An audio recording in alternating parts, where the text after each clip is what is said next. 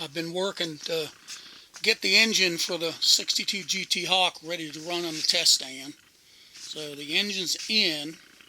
I've never ran an engine in the stand. I've had them sitting in here.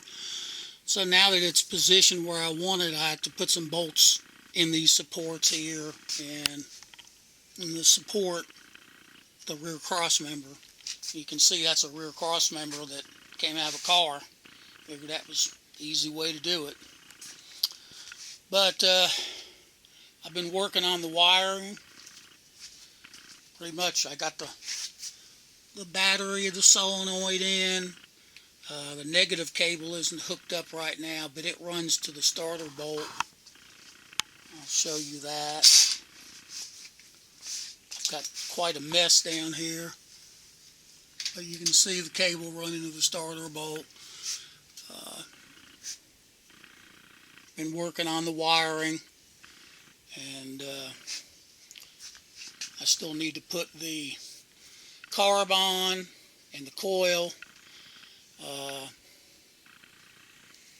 I've got, these are the hoses off of that 62 GT, so they're kind of soft, so I've got some new ones to put on, but that was just to help me position it. The control panel will be right here, and I'll show you that in a minute. I'm still debating on whether to run the fan or not. Probably won't. You know, if I do, I need to put a guard on that'll go over it to keep stupid people like me from getting their hand in there and getting their hand cut off.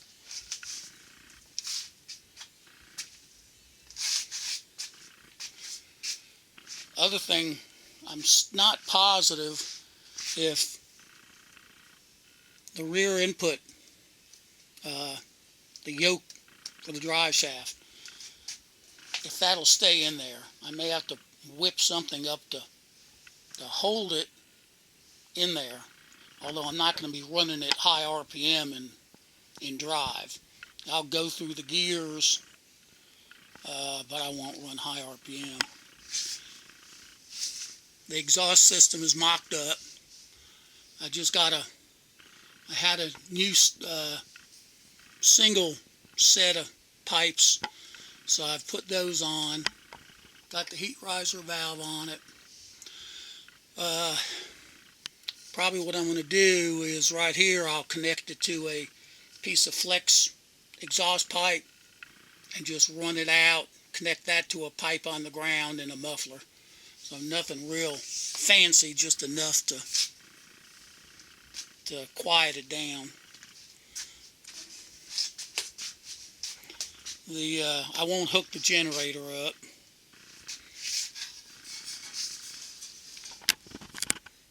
I've got a ground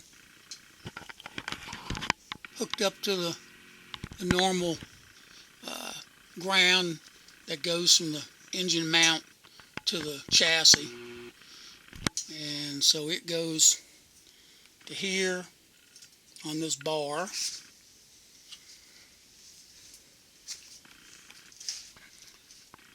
And then there's another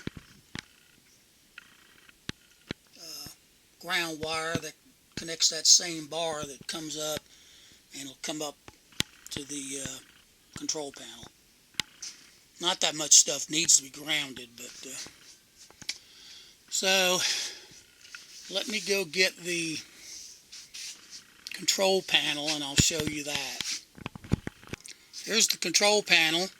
We've got the oil pressure gauge, that's a direct reading gauge. We've got the water temperature, and I have a direct reading capillary type water temperature gauge, but decided since I have the sensor already in the engine, I just pulled this out of an extra GT dash I had, and I'll use that for now. Tachometer, a vacuum gauge, of course the start switch, you know, 2-position, and if I run earlier engines that basically use the push button type setup, I've got a push button. To be honest with you, I didn't really need to put that in. but it's there.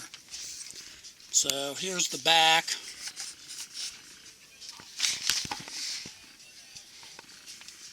There's the back, if you can see it pretty well. It's pretty much wired up.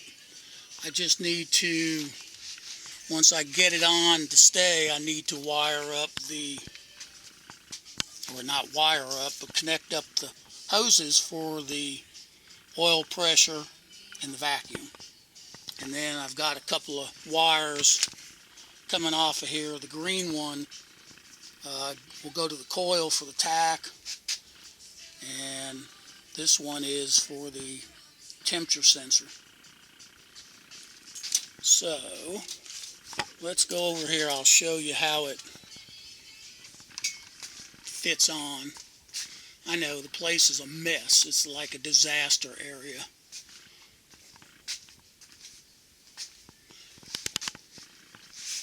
Trying not to trip over something.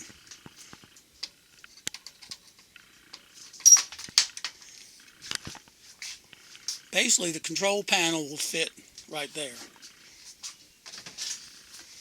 Sorry about that. So that's where I am.